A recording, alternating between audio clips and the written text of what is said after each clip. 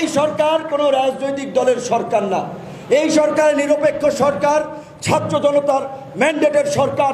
অবশ্যই ছাত্র জনতা আমরা মনে করব যে যতদিন পর্যন্ত আমাদের কাঙ্ক্ষিত রাষ্ট্রের রূপরেখা আমরা পাচ্ছি না, যতদিন পর্যন্ত সংস্কার পাচ্ছি না, ততদিন পর্যন্ত এই সরকারকে আমরা রাখবো, তাদেরকে আমরা সমর্থন দেব। নির্বাচন নিয়ে অস্থিরতার কিছু নাই। ডক্টর মোহাম্মদ ইউনূসের প্রতি আমাদের এই বিশ্বাস আছে, জীবনের শেষ প্রান্তে এসে তার ক্ষমতার লোভ এবং মোহ নাই। তার যে মর্যাদা সারা বিশ্বের বিভিন্ন দেশের প্রধানমন্ত্রী রাষ্ট্রপতিদের চেয়ে অনেকের চেয়ে ঊর্ধ্বে। কাজী এই রকমের একজন গ্রহণযোগ্য একটা ওয়ার্ল্ড ওয়াইড কানেক্টেড লোককে ব্যবহার করে আমরা যদি আজকে আমাদের গার্মেন্টসের রপ্তানি ইউরোপ আমেরিকাতে বাড়াতে পারি, কারণ উনি যদি কোনো দেশের ফরেন মিনিস্টার, লেবার মিনিস্টার কিংবা প্রেসিডেন্ট প্রধানমন্ত্রীকে বলে যে ভাই আমার দেশের এই দুর্যোগে আমি দায়িত্ব নিয়েছি, আমার মান সম্মানের প্রশ্ন, তোমরা আমাকে কিছু হেল্প করো, আমার জায়গা থেকে গার্মেন্টসের প্রোডাক্ট কেন, তারা সবাই কিনবে। তিনি যদি মিডল ইস্ট সহ বিভিন্ন দেশগুলোকে ফোন করে বলে যে ভাই আমার দেশের দক্ষ তরুণ অনেক জনগোষ্ঠী আছে, দেশপ্রেমিক, সৎ, সাহসী, তাদেরকে তোমরা কাজ দাও, তোমাদেরকে আমরা হেল্প করি, আমরাও ভালো থাকি, আমার বিশ্বাস অনেক দেশ শ্রমিক নেবে। কাজী এই রকমের একটা গ্রহণযোগ্য লোক, এই লেভেলের লোক বাংলাদেশের দ্বিতীয়টা নাই। কাজেই তাকে আমরা সব ধরনের সহযোগিতা করব।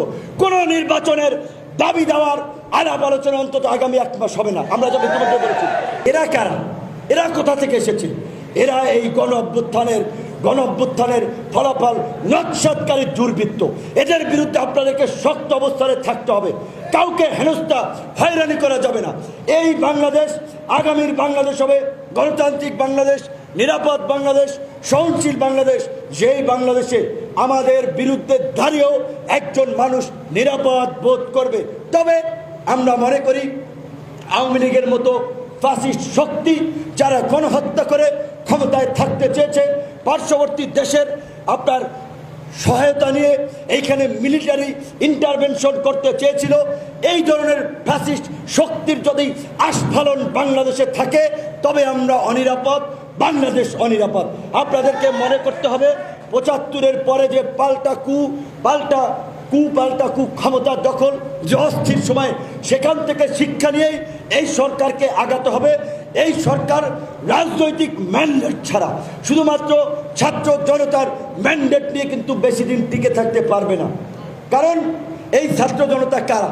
আমি ছাত্র জনতার পরে আমি একটা রাজনৈতিক দল, আমার একটা আইডেন্টিটি আছে। এইখানে যেই ভাইরাও বসে আছেন বিভিন্ন রাজনৈতিক দলের, তাদের একটা আইডেন্টিটি আছে।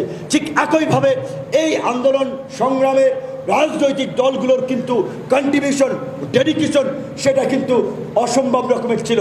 রাজনীতিবিদরাই কিন্তু আলটিমেটলি রাষ্ট্র চালায়, রাষ্ট্রের ভালো মন্দ ঠিক করে। কাজেই আমরা